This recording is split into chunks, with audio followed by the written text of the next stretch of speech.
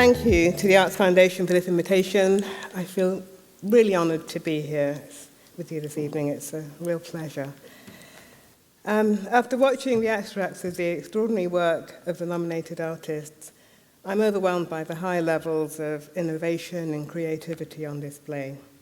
I know that work of this quality does not come without significant experimentation, and experimentation necessitates an encounter with failure.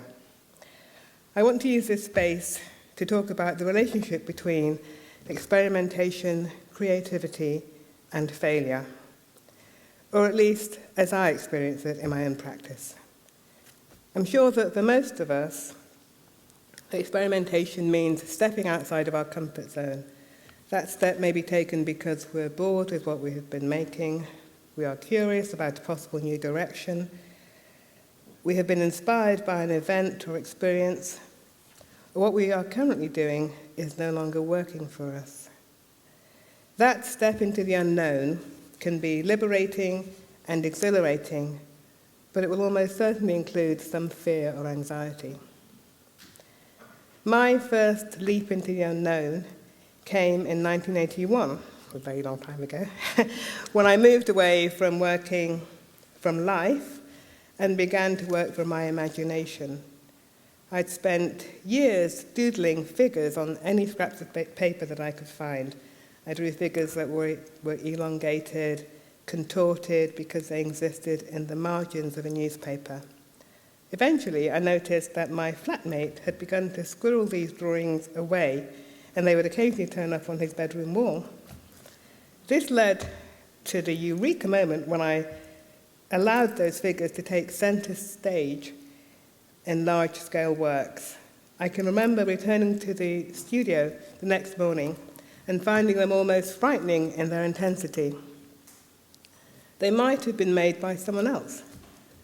Something that I did not even know I needed to express had found its form, and she was terrifying, at least to me.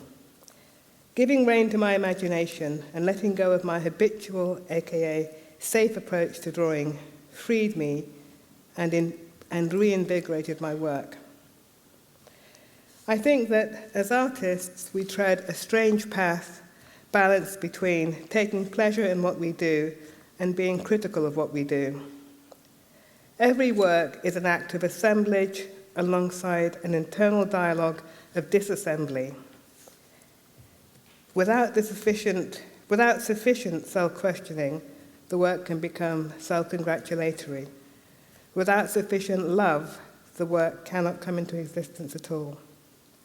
Key to the entire process is the willingness to flounder and to fail.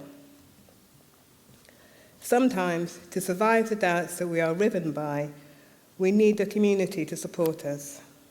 That community may be made up of friends, like-minded souls, family members, even the person in the barista coffee shop who will listen to why you are convinced that you have ruined what might have been a decent drawing.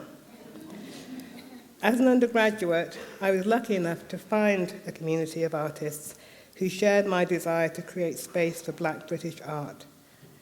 But what also sustained me over the years was the community of family and friends who believed that what I do and did has value. My sister, like Theo to my Van Gogh, was one of the first people to buy my work. When I was an Art Foundation student, she would put my work on the wall in our shared bedroom, the work that she had managed to salvage from what I had hidden under the bed. Most making, for me, comes from a place of not knowing. I often don't know where I am going, and sometimes I don't know when I've got there. To keep the process alive, I am constantly trying to trick myself into seeing the work afresh. I will turn works to the wall, cover them, hide them behind other works, all in the attempt to stay in touch with what is working and avoid overworking a piece. To this end, I sometimes invite a friend or family member to come to the studio, view a work in progress. This is always excruciating. When I'm happy with a drawing, I'm mortified if they don't praise it to the skies. When I'm unhappy with a work, I'm suspicious of any positive comments they make about it. Nonetheless, these visits often offer a breathing space, a moment when I can see through someone else's eyes and gain critical distance from the work. Essentially, making work is an act of communication, and for all the solitariness of art making, its purpose is to speak to its audience. Many artists of any discipline have experience of that crippling moment in which one feels unable to make work. All ideas seem to have dried up. Production stops. It's a terrifying moment, and it can be difficult to unpick what is causing the impasse. I have experienced this in periods when my practice is in full flow, at which point it's usually short-lived. And I've also experienced it in periods when my practice was dormant, when it engendered a 20-year hiatus. What lifted me out of that creative block 7 years ago was the intervention of a very dear friend and fellow artist who reminded me of what she valued in my work. For decades, I had had works languishing in dark halls in my home, in a friend's cellar, stacked up in the kitchen. I did not believe that there was an audience for the work.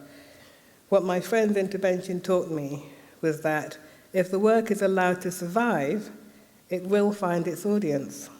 And of course, it taught me about the importance of community. If creativity, as I have described it, involves constantly oscillating between joy and despair, then why do it? It doesn't seem a very healthy way to live. But the joy of bringing something into existence that contains one's unique stamp is incomparable. I have in my studio at present 2 inspirational anchors. One is something written by an artist friend on the wall that tells me to just play and do whatever you want. The other is my 5-year-old granddaughter's painting made last week with a green witch and a yellow Rapunzel, a strip of blue sky above and a plank of green grass below, all drawn with an unshakable conviction in the power of her own symbolism.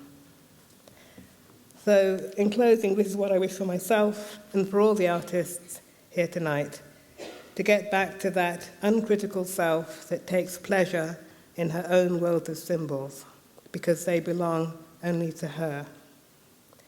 As Johann Wolfgang von Goethe, poet, novelist, scientist, and playwright said, "Whatever you dream you can do, begin it. Boldness has genius, power, and magic in it. Begin it now."